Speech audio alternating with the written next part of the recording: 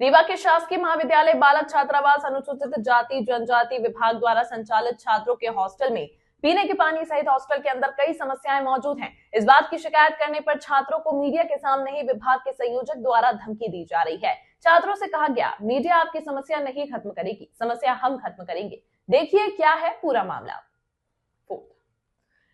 रीवा के शासकीय कॉलेजों में पढ़ने वाले अनुसूचित जाति जनजाति के छात्रों के लिए अनुसूचित जाति कल्याण विभाग द्वारा हॉस्टल संचालित है। यहां पर भीषण समस्याएं हैं, जिससे बड़ी समस्या पानी को लेकर है। अधिकारियों को अभी तक यह नहीं पता समरसेबल खराब है या टुल्लू पंप पानी टंकी तक कैसे पहुंचेगा, जबकि हॉस्टल में सैकड़ों छात्र रहते हैं। जब इस बात की शिकायत छात्रों के द्वारा कलेक्टर के यहाँ की गई तो जाँच दल निरीक्षण करने पहुंचा। आदिम जाति विभाग के संयोजक कमलेश्वर सिंह के द्वारा मीडिया के सामने ही छात्रों को जमकर डांटा गया। मीडिया के सामने अपनी शिकायत दर्ज करने के लिए रोका गया। जिम्मेदारों का कहना था, आदिम जाति विभाग के संयोजक का कहना था, छुट्टी का दिन है, फिर भी हम बच्चों की समस्या सुनते हैं। उन्होंने छात्रावास में रहने वाले बच्चों से कहा कि समस्या का निपटारा हम करेंगे, ना कि मीडिया, इसलिए आप लोग हमसे बात करें, मीडिया आपकी कोई मदद नहीं कर पाएगा। जिसके चलते छात्र भड़क गए। काफी देर तक विवाद की स्थिति निर्मित रही। उन्होंने स्पष्ट रूप से छात्रों को मीडिया के सामने बात रखने से रोक दिया। सर, अनुसूचित छात्रावास में इस समय आप मौजूद हैं। यहाँ पर आए दिनों समस्याएं देखने में आती, क्या है आज की समस्या और क्या है निराकरण?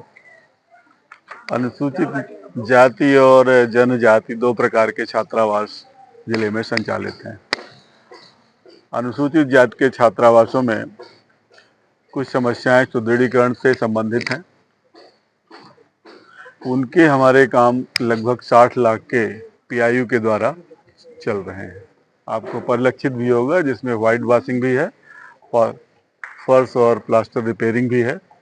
कुछ पानी के भी इशूज़ हैं, तो उनका निरीक्षण का भी दायित्व हम पर है।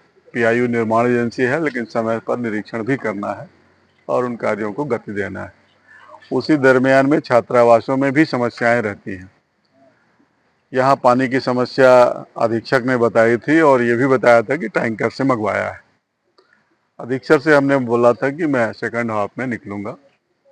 फर्स्ट हाफ में विधानसभा के कुछ क्वेश्चन थे, उनके उत्तर के लिए डिक्टेट किया था ऑफिस खुलवा करके कि उनकी तैयारी करवाओ। सेकंड हाफ में हमने कहा था हॉस्टलों को देखेंगे। तो जो हमारे निर्माण कार्य है उनका निरीक्षण भी होगा और छात्रावासों की समस्या, पानी की समस्या की क्या इंतजाम करने जा रहे हैं? टंकी तो बन गई, लेकिन यहाँ पर उसके अंदर पानी ही नहीं रहता। उसी के लिए तो निकला हूँ। कोई कह रहा कि मोटर गड़बड़ है, कोई कह रहा समर्सिबल गड़बड़ है।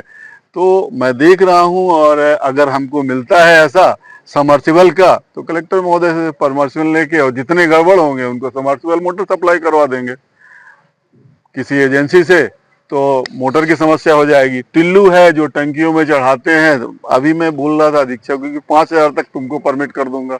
5,000 से अगर ऊपर होता है तो फिर मुझे कलेक्टर महोदय से बात करनी पड़ेगी। क्या नाम है, किस पद पर है? कौन? आप? मैं कमलेश्वर सिंह, जिला संयोजक।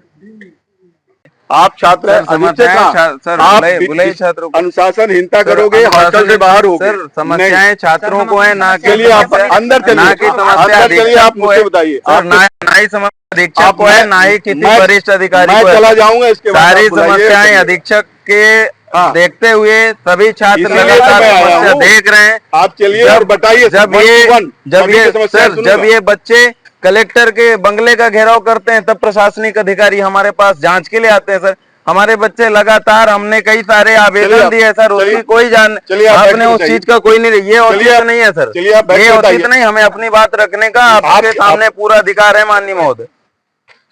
आप हमको नहीं बताना सर, आपको बताना चाहिए। नहीं, अगर हम कलेक्टर के बंगले का कुछ नहीं करते, यहाँ पे आपके कान में जू नहीं रखते। सुबह से बच्चे परेशान हैं, आपने एक बार समस्या का निराकरण नहीं सुना, क्यों नहीं किया आपने? ये पत्रकार महोदय के सामने आप डीओ साहब के सामने बताएं। आप स्टूडेंट हो, वो आपके गुरुजी हैं। सर, हम ये तो कह रहे हैं, हम तो स्वीकार कर रहे हैं सर। स्टूडेंट अगर गुरुजी हम तो स्वीकार कर रहे हैं, हम तो स्वीकार कर रहे हैं। गुरुजी भी तो हमारी बातें सुने, गुरुजी भी तो हमारी बातें सुने सर। ये गलत नहीं है सर। हमें अपने अधिकारों के लिए, अपनी आवाज उठाने के लिए यदि गुरुजी का सम्मान करना रहा, हम तो वो हमारा अपमान कर रहे हैं लगातार। चलिए आप अंदर चलिए, नहीं बैठोगे? ठीक है।